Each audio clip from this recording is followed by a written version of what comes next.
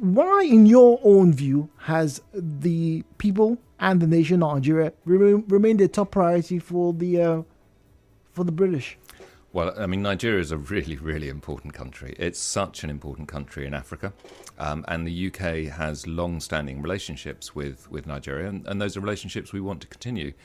And those are embedded relationships between institutions.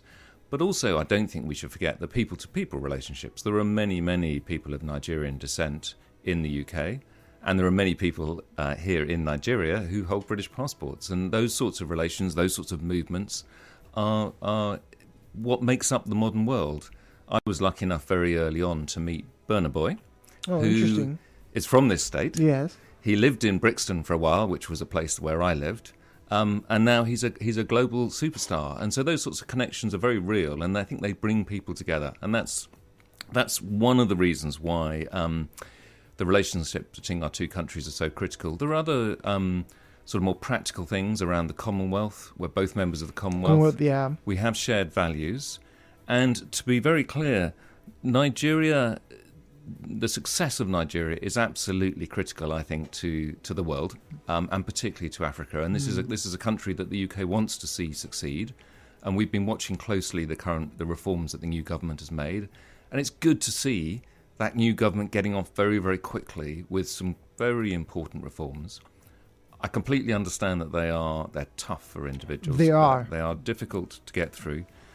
But quite often countries need to go through those sorts of changes to get to a better place. And I think what we want to do is work with and talk with the government to see the next stages of these reforms go through, because a successful Nigeria, a prosperous Nigeria, is important for all of us, the UK included.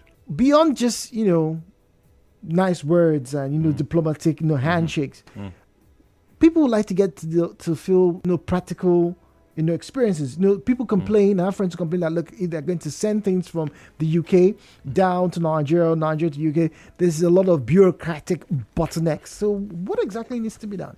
Well, let me start off with some numbers to actually show you how good the situation is. So last year, there was £7.6 billion worth of trade between our two countries.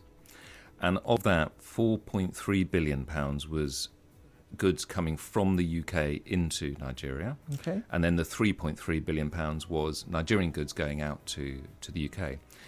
That's a 50% increase, just under a 50% increase on the previous year. So already there is real increase. And what I should say is the biggest part of that increase came from the exports that Nigeria made into the UK. So that's generating profits, generating benefits for the Nigerian economy.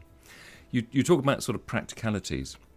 I mean, the other thing that we're doing on top of this developing countries trade scheme, which is a fantastic new opportunity, we are running in April an African investment summit in the UK. That's April of next year. April of next year. Okay. It's an African investment summit, and the intention is for it to be a matchmaking opportunity between businesses and investors. And the president, His Excellency President Tinubu, has been invited to that, and we hope that he will bring a delegation with him. And that will be a place where Nigerian businesses, Nigerian investors will meet with British businesses and British investors, and hopefully we can make some new relationships start there. One bit I'm particularly excited about there is, this is the second time we've done it, but this time we're going to add a creatives side event. Wow. And that's going to be led by Nigeria.